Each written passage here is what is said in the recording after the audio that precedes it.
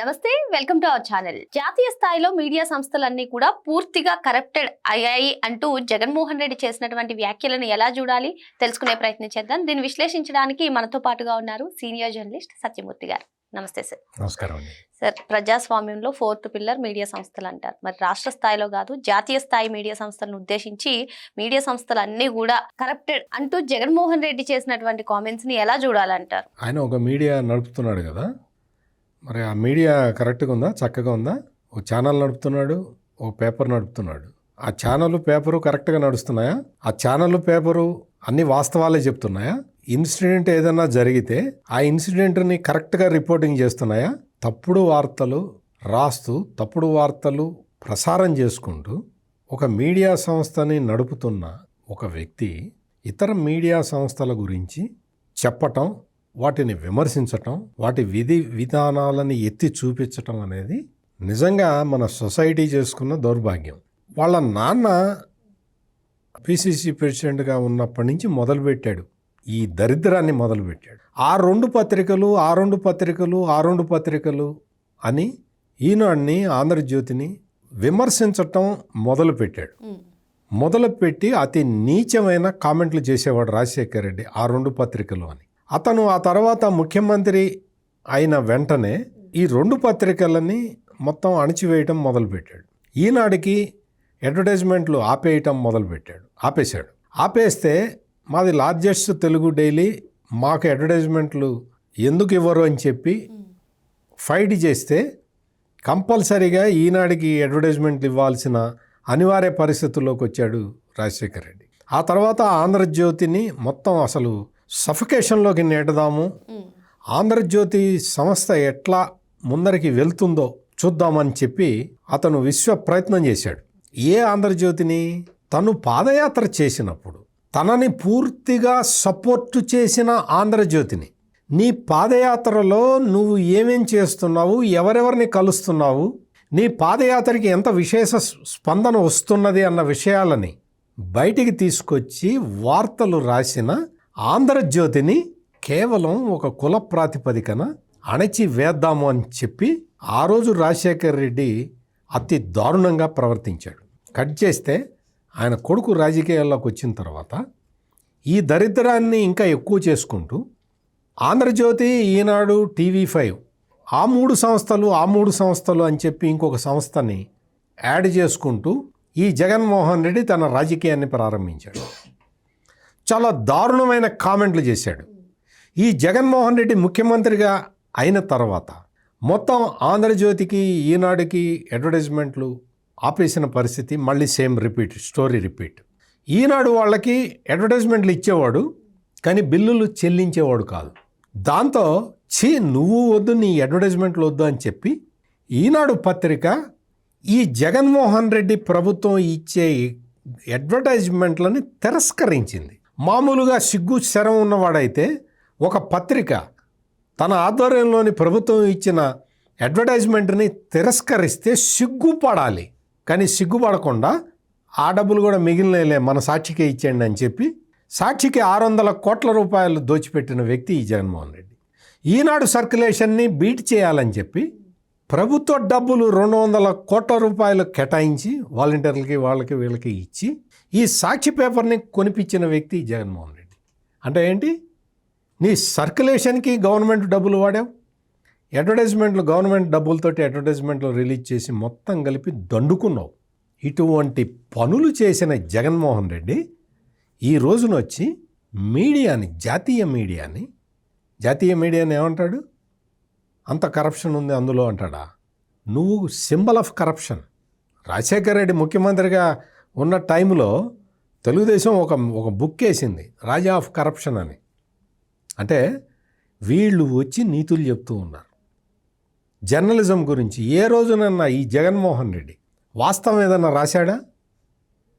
అతని పేపర్ మీద ఒక జోక్ ఉంటుంది, డేటును ఎగ్ రేటు తప్ప అందులో అసలు ఏది వాస్తవం ఉండదు. అన్ని అవాస్తవాలు రాసుకుంటూ బతికే అంటే ఒక రాజకీయ కరపత్రిక, దానికి సంబంధించిన యజమాని ఈ రోజున వచ్చి నేషనల్ మీడియా అని అంటున్నాడు. మీకు గుర్తే ఉంటుంది సార్, గతంలో ఒకే వార్త ఒక ఎడిషన్లో ఒకలాగా, ఒక ఎడిషన్లో ఒకలాగా, తెలంగాణలో ఒకలాగా, ఆంధ్రప్రదేశ్లో ఒకలాగా వచ్చింది సార్. అట్లా అంటే తిమ్మిని బమ్మిని చేయటం, బమ్మిని తిమ్మిని చేయటం, దీన్ని మొత్తాన్ని మనం ఏదో ఒక విధంగా ప్రజల్ని నమ్మించాలి అని చూడటం, దాని ద్వారా రాజకీయ లబ్ధి పొందటం, ఇదే గోల. ఈ రోజున ఆంధ్రజ్యోతి రాధాకృష్ణ ఆయన కొత్త పలుకు అని ఒక ఇది రాస్తాడు, ఆర్టికల్ రాస్తాడు. ఆ ఆర్టికల్లో ఆయన ఈ వైసీపీ నాయకులకి వెన్నెముక లేకుండా ఆలోచిస్తున్నారు, అటు వీళ్ళకి బుర్రలో గుజ్జు లేదు అని చెప్పి ఆయన ఏదో రాశాడు. దాని మీద ఎంత దారుణమైన ప్రచారం చేస్తున్నారంటే నేను మీకు అవన్నీ చదివి వినిపించాను. ఎందుకంటే దరిద్రం అంటే దరిద్రం, ఇంతకన్నా నీచం, ఇంతకన్నా నికృష్టమైన ఒక చండాలమైన దరిద్రమైన ఒక వార్తని రాసి ఆయన ఫోటో పెట్టి ఏబిఎన్ లోగో పెట్టి ఒక దరిద్రాన్ని ప్రచారం చేస్తున్నారు వీళ్ళు. ఎంత దారుణంగా రాశాడంటే నిజంగా ఒక 100 కోట్ల ఇన్సూరెన్స్ పాలసీ డబ్బుల కోసం తన భార్యని చంపేసి సహజ మరణం అని నమ్మించాడు రాధాకృష్ణ అనేది వీడు ఎవడు రాశాడో తెలియదు. కానీ ఈ బ్యాచ్ మొత్తం ఫేస్బుక్లో నేను చూస్తే నాకు నిజంగా ఎంత బాధేసిందంటే, ఎంత బాధేసి నేను ఈ డీటెయిల్స్ కూడా నేను చదవదలుచుకోలే. ఎందుకంటే ఆడెవడో నికృష్టుడు రాధాకృష్ణ మీద ఇంత పెద్ద ఎలిగేషన్ చేసి ఇంకా చాలా దారుణాలు రాశాడు. ఇంత అంటే దిగజారి ప్రవర్తించటం అవసరమా జగన్మోహన్ రెడ్డి? రాధాకృష్ణ ఆయన బయటికి తీసుకొచ్చిన విషయాలు ఏం బయటికి తీసుకొచ్చాడు? నీ చెల్లెలు నీకు ఆస్తి తగాదా వచ్చింది, నువ్వు నీ చెల్లెలకి షరతు పెట్టావు, ఆంధ్రప్రదేశ్ రాజకీయాల్లో నువ్వు జోక్యం చేసుకోకూడదని, అందుకని షర్మిల తెలంగాణలో పార్టీ పెట్టుకుంటున్నది అని రాసిన ఏకైక వార్తాపత్రిక ఆంధ్రజ్యోతి. అది రాసిన తర్వాత నువ్వు తప్పు అని చెప్పించావు, అదే నిజమైంది కదా. ఆ తర్వాత ఓపెన్ హార్ట్ విత్ ఆర్కే అనే ప్రోగ్రాంలో షర్మిల పార్టిసిపేట్ చేసి న్యాయంగా తనకు రావాల్సిన ఆస్తి రావట్లేదు అని మొట్టమొదటిసారి పబ్లిక్లో చెప్పింది ఏబిఎన్ ఆంధ్రజ్యోతి ప్లాట్ఫామ్లో. మళ్ళీ కచ్చా. ఆ తర్వాత నిన్నగాక మొన్న ఈ ఐఏఎస్ ఆఫీసర్లతోటి దొంగచాటు మీటింగ్ ఒకటి పెట్టించావు, దొంగ మీటింగ్ పెట్టించావు.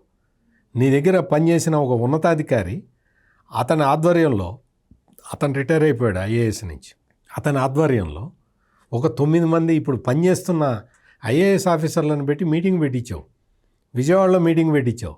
ఆ విషయం ఆంధ్రజ్యోతికి తెలిసింది, వార్త రాసింది ఏంటి గూడు పుట్టాణి అని. ఆ తర్వాత ఆ మీటింగ్ని హైదరాబాదుకు షిఫ్ట్ చేశావు అని కూడా రాసింది ఆంధ్రజ్యోతి. అంటే నువ్వు అత్యంత గుంభనంగా ఒక మీటింగ్ పెట్టి ఐఏఎస్లందరినీ రింగ్ చేసి వాళ్ళ ద్వారా ప్రభుత్వ సమాచారాన్ని సేకరించి చంద్రబాబు నాయుడు ప్రభుత్వాన్ని కూలగొడదాం అన్న ఒక పెద్ద కుట్రని భగ్నం చేశాడు రాధాకృష్ణ. దాంతో నీకు భయం పుట్టింది, షేక్ వచ్చింది. ఆ 9 మంది ఎవరైతే అందులో పార్టిసిపేట్ చేశారో వాళ్ళని ఇప్పటికీ 3 తీసి చెత్తకుండీలో తీసేశారు, పక్కన పడేశారు. ఇంకా ఉన్నారు, ఇంకా వాళ్ళ మీద కూడా యాక్షన్ తీసుకుంటుంది గవర్నమెంట్. అంటే నువ్వు సర్వీసులో ఉన్న ఐఏఎస్ ఆఫీసర్లని పిలిచి నీ తాబేదారుతోటి మీటింగ్ పెట్టిస్తావా? ఆ మీటింగ్ని ఎక్స్పోజ్ చేశాడు రియల్ జర్నలిస్ట్ రాధాకృష్ణ. దాంతో నీ కుబుసాలు కదిరిపోయినాయి. అందుకని నువ్వు వచ్చి ఏం చెప్తున్నావు? రాధాకృష్ణ మీద ఇటువంటి తప్పుడు వార్తలు, తప్పుడు నీచమైన అతి నిహేయమైన స్వర్గస్థురాలైన రాధాకృష్ణ గారి సతీమణి మీద నువ్వు ఇంత నీచమైన ఇవి రాయిస్తున్నావంటే అసలు నిన్ను ఏమనాలి?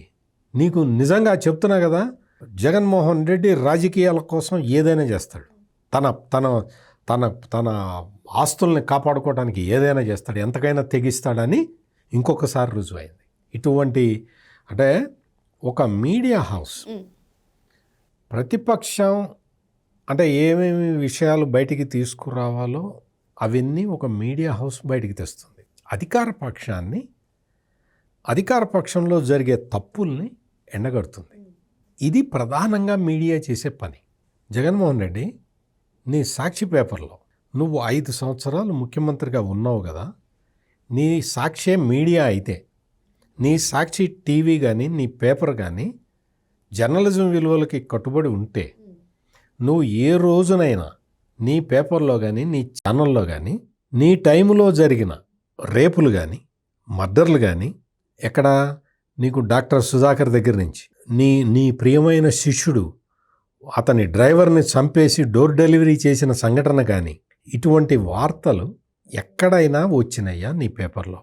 ఏ రోజునైనా రాశావా? డాక్టర్ సుధాకర్ చనిపోయింది, సుధాకర్ చనిపోయాడు అనన్నా రాశావా? నీ డ్రైవర్ సుబ్రహ్మణ్యాన్ని చంపిన వ్యక్తి గురించి నువ్వు రాశావా? జైలుకి వెళ్ళి వచ్చాడు కదా, రాశావా? అంటే నువ్వు అధికారంలో ఉండగా నువ్వు ఎటువంటి అంటే నీ ప్రభుత్వానికి వ్యతిరేకంగా ఉన్న ఏ వార్తని నువ్వు రాయలేదు, నువ్వు రాయనివ్వలేదు. ఆంధ్రజ్యోతి కానీ ఈనాడు కానీ వాళ్ళు ఇప్పుడు అధికార పార్టీ మీద కూడా వ్యతిరేకంగా వార్తలు రాస్తూనే ఉన్నారు, వాళ్ళు ఆపలేదు. ఇంకొకటి, ఇదే ఏబిఎన్ ఆంధ్రజ్యోతిలో కానీ ఛానల్లో కానీ వీళ్ళు ఈ జగన్మోహన్ రెడ్డి ముఖ్యమంత్రిగా ఉన్న సమయంలో జగన్మోహన్ రెడ్డి ముఖ్యమంత్రి స్థానంలో ఉండి ఏ మీటింగు పెట్టినా ఆ మీటింగ్ని కవర్ చేశారు. జగన్మోహన్ రెడ్డి, నువ్వు ఏ రోజునన్నా చంద్రబాబు నాయుడు ముఖ్యమంత్రిగా పెట్టిన మీటింగ్ని ఏదైనా కవర్ చేసావా? ఏదైనా లైవ్ ఇచ్చావా?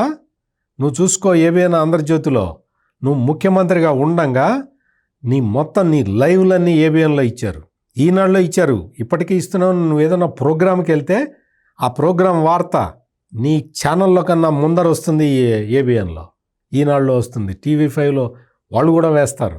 ఇటువంటి దరిద్రమైన జర్నలిస్టు సంస్థని నడుపుతున్న నువ్వు జాతీయ స్థాయి జర్నలిస్టులు అవినీతి పరులు అంటావా? అందుకనే ఈ రోజున మొత్తం జాతీయ స్థాయిలో మీడియా పర్సన్స్ అందరూ కూడా ఈ జగన్మోహన్ రెడ్డిని ప్రశ్నిస్తున్నారు. నీ అవినీతి సొమ్ముతో నువ్వు పత్రిక పెట్టిన నువ్వు మా గురించి మాట్లాడతావా, జర్నలిస్టుల గురించి విమర్శిస్తావా అని చెప్పి ప్రతి వ్యక్తి విమర్శిస్తూ ఉన్నారు. ఆ విమర్శ నుంచి తప్పుకోవటానికి రాధాకృష్ణ మీద టార్గెట్ పెట్టాడు. ఆంధ్రజ్యోతి రాధాకృష్ణ తన కొత్త పలుకులో రాసిన దాంట్లో ఎటువంటి కల్పితము లేదు, ఎటువంటి అసత్యము లేదు.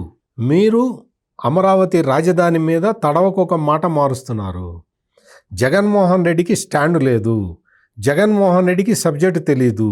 అటువంటి సబ్జెక్టు తెలియని మనిషి ఏదైనా చెబితే నువ్వు ఎందుకు తల ఊపుతున్నావు? నీకు తల్లో బుర్రలో గుజ్జు లేదా అని అడిగాడు. నువ్వు పెద్ద పెద్ద మేధావి కదా, పెద్ద పెద్ద రాజకీయ దురంధరులు కదా, బొత్స సత్యనారాయణ, ధర్మాన ప్రసాదరావు, వైవి సుబ్బారెడ్డి, లేకపోతే పెద్దిరెడ్డి మిథున్ రెడ్డి, మరి వీళ్ళందరూ పెద్ద సీనియర్ నాయకులు కదా. వీళ్ళు తడవకొక స్టాండ్ ఎందుకు చెప్తున్నావు జగన్మోహన్ రెడ్డి అని ప్రశ్నించాలి కదా. అదే ఆంధ్రజ్యోతి రాధాకృష్ణ అడుగుతున్నాడు. దానికి ఇంత నీచంగా అతి చండాలమైన అతి జుగుప్సాకరమైన వార్తలు రాసి నువ్వు ప్రచారం చేసుకుంటావా? ఇదా నీ జర్నలిజము? ఇదా నీ జర్నలిజము?